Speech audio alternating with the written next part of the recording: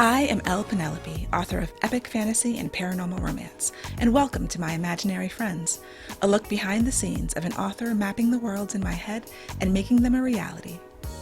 Hello friends, today is Saturday, March 20th, 2021, and this is episode 112 of my imaginary friends.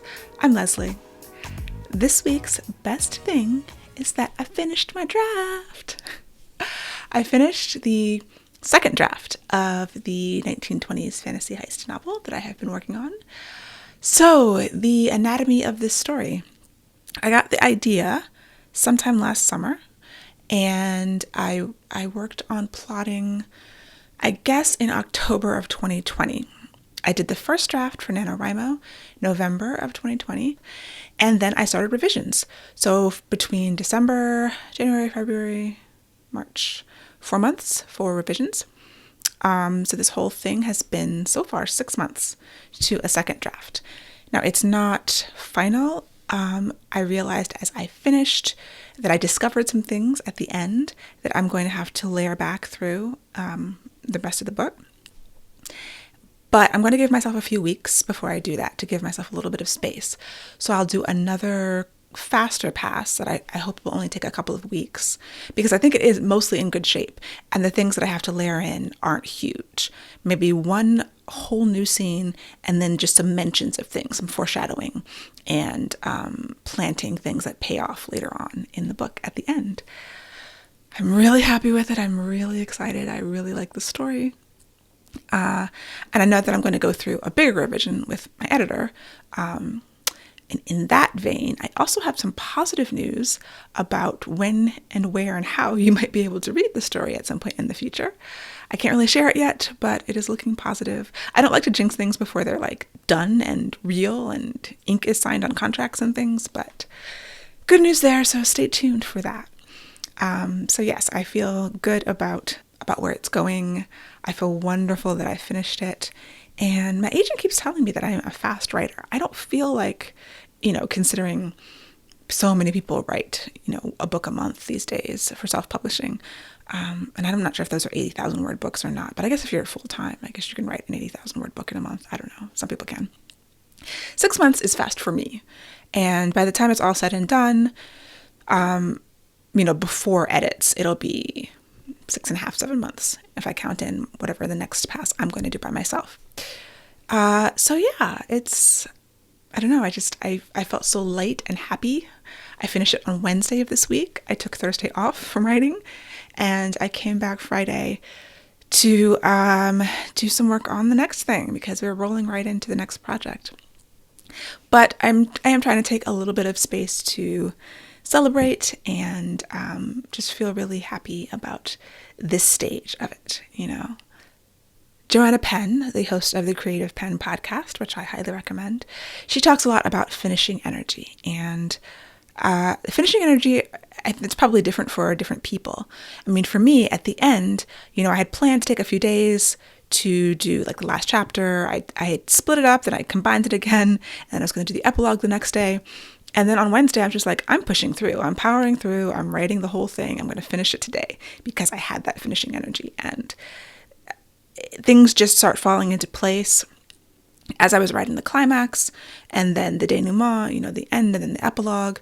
I just realized some things, through that whole process. Everything started coming together even more. And I think over the past couple of weeks, as I've gotten towards the end, I've been realizing, I talked about this last week. That's why I put some things there and there's threads there. And so part of going back is fleshing those out and strengthening the threads that are already there that somewhere in the back of my subconscious, I knew something and I didn't figure it out until I finished writing the book. But yeah, that finishing energy is powerful and it's sort of like riding a wave. I've never surfed, but I imagine it as sort of like riding, you're on the top of the wave and you're just kind of letting it take you in to shore, if that's how surfing works. I'm extremely happy about this and I'm hoping to be able to share even more good news with you soon. So as I said, moving right into the next thing, which is the other project that I've mentioned a little bit. So that is a project that was sort of brought to me and it's a collaboration. So I'm working on plotting it, and then I'm going to be writing a book proposal, and then shopping the book proposal, and then if that gets bought by a publisher, completing the book at some point in the future. But right now I have to focus on the proposal, which I'm targeting 100 pages. And so, but of course I need to know the plot of the entire book in order to write the first 100 pages. And it has involved research. It's in the 1830s. It's another historical. And so I've got the outline. And I was working on this yesterday. And I'm at the point where, I have a structure. I'm following, basic. I didn't actually use Save the Cat this time. This time, this story felt more like a Dan Wells 7-point plot structure kind of structure. Like, I don't know how I determine which way to start. Often I start with the Save the Cat or Save the Cat Writes a Novel, as I did with the last book. But sometimes that just doesn't feel right. Sometimes the other one that I often start with is this Dan Wells. Author Dan Wells has this 7-point plot structure, and there's a series of YouTube videos where he talks about it. That's where I first learned about it. The structure is available in the plotter software that I use, and I actually have this worksheet of all these different plotting systems. And so yesterday, that's what I used. And it kind of breaks it down in a slightly different way. Like, I have my own spreadsheet, my multi-tab spreadsheet that is my story structure planner. And it's basically a list of 7 points, and I just put them in order. But this other worksheet that I downloaded from somewhere breaks it down in a slightly different way, which I found helpful. So I'll link to this. It's called the Plot Formula Cheat Sheet, and it has some plot formulas that I've never heard of, like Lester Dent's plot formula. I've heard of Randy Ingermason's snowflake method. It's got the Blake Snyder beat sheet, which is Save the Cat, Fool's Journey, Christopher Vogler's Writer's Journey, John Truby's 22 points, some other ones. But it also has the Dan Wells 7-point structure. And essentially, the overview, number 1 is the hook, hero in opposite state to their end state. Number 2 is the plot turn 1, or turning point 1, which is what I usually call it, which introduce the conflict, the hero's world changes, call to adventure, new ideas, new people, new secrets. The third point is the first pinch point, where you apply pressure, something goes wrong, bad guys attack, peace is destroyed. It forces the hero into action, and you introduce the villain. Point 4 is the midpoint, movement from one state to the other, a shift from reaction to action. Point 5 is the second pinch point, where you apply more pressure until the situation appears hopeless. The plan fails, a mentor dies, the bad guys seem to win, the jaws of defeat, which is also all is lost. Point 6 is the second plot point, or plot turn 2, depending on what you want to call it. You move the story from the midpoint to the end. The hero obtains the final piece to move from the midpoint to the resolution. The power is in you. I think on my spreadsheet I say use the Force Luke, and the hero snatches victory from the jaws of defeat. And then the 7th point is the resolution. The hero follows through on their decision from the midpoint, and the hero becomes the opposite of their hook state at the very beginning. And in the spreadsheet that I have, is a recommended order of plotting them. So you start with the hook, then you skip down to the end so that you know the end. Then you do the midpoint, and then you kind of do the opposing. So you do 1, 7, 4, 2, 6, 3, 5, I believe. That sounds very confusing. I don't expect anybody to understand that. It's easier if you see it, if you're looking at it. Anyway, I do recommend, if you don't want to look through the videos, I'll see if there's an article or something that gives a better overview of his method, because I have found it extremely helpful in my plotting. It matches up to a certain degree with Save the Cat. I mean, they all sort of they map on top of each other. I do have another spreadsheet that, if I can find it, I'll link to it in the show notes. I didn't make it, so if I can find the actual original person who made it and link to the original, but it lines them up, so you can see on a spreadsheet across like these different plotting systems and how the different points match up with other points in other plotting systems, if you're a plot junkie like me. So yes, I filled it out, and then what I had done is similar to what I did with the end of the heist book. I had been churning these ideas in my mind. I had been working with some material that I had been given about the story, and I knew I had to make some changes. So I was trying to hold the story in my head, sort of vomit out the story in just a list. I just made a long list of everything that should happen and then put it into a structure, a plotting system. So I have something that sort of works. I do feel like it's missing something. I feel like it's missing the blood on the page. It's missing the heart. And I was doing just some Googling. I'm trying to remember what I was Googling. I was Googling character arcs. I think I was thinking about Silence of the Lambs because this story is sort of a thriller. It's not quite a thriller, but thinking about it as a thriller helps me to organize my mind around it because it's different than what I've done before. And it's got elements of a thriller. So I was looking at the character arcs in Silence of the Lambs, which is, classic thriller used in a lot of different craft books and articles because I haven't read the book. I'm only familiar with the movie, but I know the movie is fairly faithful. But it's just an excellent example of craft. So I found this article from a website called Narrative First, which is like a Dramatica website. And I've talked about Dramatica. Dramatica is another story creation system that is extremely complicated. And I tried to learn it, and I didn't try very hard because there's a lot to it. There's software, there's classes, there's books, there's all kinds of things. And it's a lot. And I've always felt extremely overwhelmed by trying to learn it. As much of a plot junkie as I am, I do not feel like Dramatica is a thing that I can learn. And I'm sure I could learn it, but it's so much. Anyway, a lot of websites that follow the Dramatica system or that are based on that are still extremely helpful, even if they're using the specific terminology of that system that I don't want to learn. So this one was about essentially flat character arcs. That's how K.M. Weiland puts them. In their terminology in Dramatica, it's steadfast characters, I believe. And so you always hear that characters have to change. Their stories are about character change. And I do believe that. But every change doesn't have to be like a dynamic change. Sometimes the quote unquote change is that the character is, the way that they do things is attacked and they remain steadfast. They actually have a flat character arc. They continue doing what they're doing in response to a world or a situation that is asking them to do things differently because they're already on the right track. And that's kind of what a flat character arc is. Examples of flat characters can be someone like James Bond, who doesn't really change, Jack Reacher, and also Clarice Starling in Silence of the Lambs. Now, there's some debate about this, depending on what you consider change. Like, there are people who have found a change arc in her story, and other people will say it's a flat arc. So all of these things are kind of open to interpretation.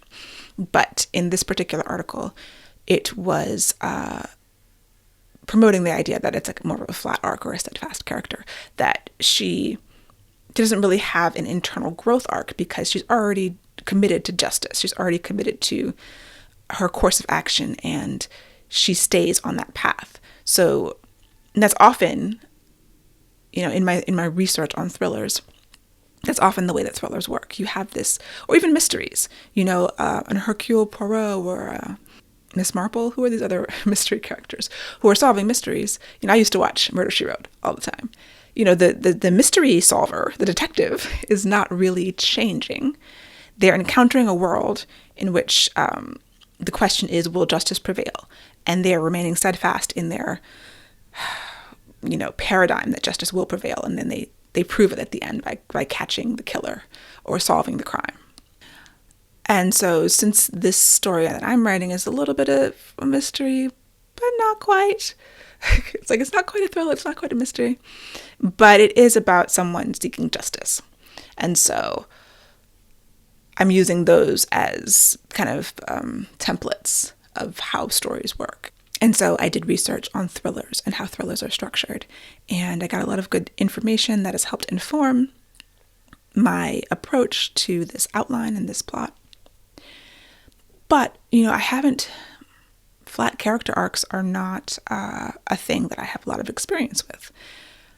At one point I was trying, I think in Requiem, there's so many characters, and I was trying to do a flat character arc for somebody, and I might have, but this is, one of the main characters would have a flat character arc. And I'm exploring that. Like, I think there is room for a little bit of change. But one of the things that I learned about thrillers is that, the main character, while they might not change internally in the way that romance characters, for example, generally do, they are often hit with interpersonal conflicts that they have to resolve. So it is more about the external conflict than the internal conflict. Some cool quotes from those articles. A complete story argues a particular point of view in regards to the appropriate or inappropriate way to solve a problem. And every complete story depicts the battle between two different points of view, two different perspectives on the best approach to solving the problems within a story. So often that is, I think, like in Silence of the Lambs, I have to watch it again, and I kind of don't want to. Like, it's a good movie, but it's a lot, and I don't know if I need all that in my brain. But if you're looking at, I believe in Dramatica, and I think that they have a distinction between the main character and the protagonist, and I don't know what that is. But they also have the influence character, and other plotting systems will have an influence character as well, which can be the antagonist, or it can be like a mentor for a hero's journey, or some other character who, is arguing for a different way of solving the problem than the main character does. And that's also interesting to keep in mind. Another article I found on that same website was called Forget the Cat, Save Yourself. And it is a critique of Save the Cat, which, as much as I love Save the Cat, and plotting systems in general, the main point of this was that, and it's true, and I acknowledge this, that those systems, every plotting system is sort of reverse engineered from the final product. And they write these plot books and sell courses and things after reverse engineering stories.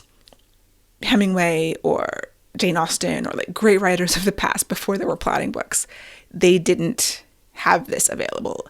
It was sort of intuitive. So the criticism or critique of the system, I think, is that it's formulaic, and that when you're writing to a formula, it feels like you're writing to a formula. And that is absolutely true. Like, a lot of times I'll watch a movie and I'm like, you feel the formula. You're like, oh, they wrote exactly to this. And while the structure is there, because I do believe that's how we understand story, you still have to have room within it. You want to hit the guideposts, but as I am an example of, you can't hit them too closely, and you can't you can't let them restrict you. There's a point at which there are diminishing returns. And that is also important to recognize. Like, if you're a beginner writer and you don't know how to plot, absolutely imbibe all of the craft information and the structure, and like learn it because you need it. Because if you want to do a mainstream, like commercial popular fiction. And after a certain point, I do think it becomes innate, and you start there with the skeleton and then you can kind of move beyond it. I think the main point of the criticism was that it's a bit reductive, which is fine. And I agree with to a point. Like, I think that new writers absolutely need to learn structure. They should, if they don't want to learn 15 plotting systems, learn one or two and apply them until you understand them, until it's sort of second nature. And, like the old saying, you have to know the rules before you can break them. But you shouldn't let structure stymie you or stifle you. Trying to fit your story into the structure is something that I have experienced very recently that can backfire. So it's like, you need it, but you also need to learn, like after you've mastered it, learn to go beyond it. And that's almost where I feel like right now. Like, I feel like I have a structure that works, that is a complete story. Beginning, middle, and end. There are movements, there's ups and downs, there's excitement. Something is missing. And that something can't be found in structure. So it's not a structural problem. And learning to diagnose the problems in your story is a whole nother skill that I don't it's just experience, I think. It's hard to, it's experience and other people. So other people's experience too. Like, I probably will go to my critique partners and kind of hash it out with them and be like, okay, what can I add? What is missing? Why am I feeling like this? Because I feel like I have a fine story and I want to take it to the next level. And that's sort of where the art comes from. As a writer, you gather a lot of tools in your arsenal, and that's part of experience. Gathering the tools and then knowing which tool to pull out, for which job. Do you need a wrench? Do you need, name other tools? A hammer. Like, name a fancy tool. I can't think of any fancy tools. But yeah, that's where I'm at with the new project. And I really want to start a fast draft this week. And I'm trying to decide if I'm going to fast draft the entire story or just the beginning part that I need to do for the proposal. Fast drafting the entire story would put me on more firm footing in terms of feeling confident that this first 100 pages is closer to being the best I can do at this point. I'm also thinking about changing the way that I fast draft, like doing even faster fast drafts, more skeletal, more like just like a script, a play script or a movie script where it's just dialogue and a little bit of action. Because my fast drafts, I really do a very fast version of a complete story. But it's bare bones, but it could be even more bare bones, is what I'm trying to say. And because I rewrite it completely anyway, there's no need for it to be fleshed out in any way. I just am not sure if the current process, like the little bit of fleshing out that I do, is that what seals it in my head? Or if I do less, will the rewrite be harder? I'm not sure. But I guess it's worth experimenting to find out and see. One good thing about finishing the manuscript is that I can now read in the genre. I don't generally like to read in the exact genre that I'm writing in while I'm writing and like actively creating ideas. So I've been reading other genres. I've been reading more romance, romantic suspense. I've gotten into a whole romantic suspense kick, but not so much fantasy or fantasy romance. And now I'm freed up to read some of that, which is nice because I think that feeds my soul also. In other news, I wanted to shout out Talia Hibbert, who just made the New York Times bestseller list with her latest book, Act Your Age, Eve Brown. It's the third book in the series, contemporary romance. It is not, to my knowledge, super common for especially a Black author of contemporary romance to hit the New York Times bestseller list. So mad props to her. I do actually really enjoy her books. I haven't read this one yet. I'm one book behind in the series, but it's like I saw that and I was like, oh my gosh, that's amazing. So congratulations to her. And, rising tide lifts all ships.